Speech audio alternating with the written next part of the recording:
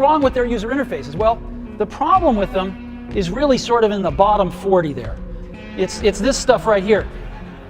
They all have these keyboards that are there whether you need them or not to be there.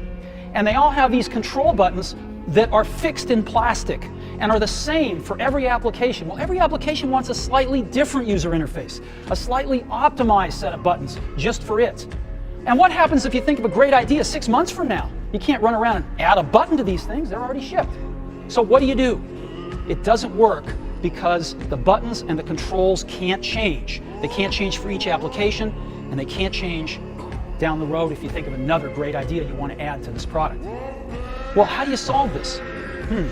It turns out we have solved it. We solved it in computers 20 years ago.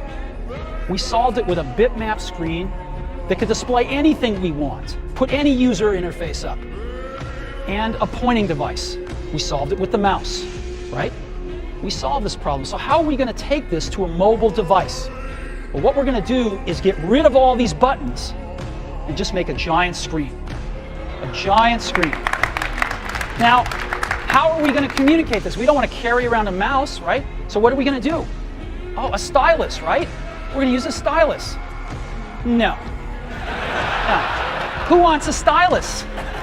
You have to get them and put them away and you lose them. Yuck. Nobody wants a stylus. So let's not use a stylus. We're going to use the best pointing device in the world. We're going to use a pointing device that we're all born with. We're born with 10 of them. We're going to use our fingers.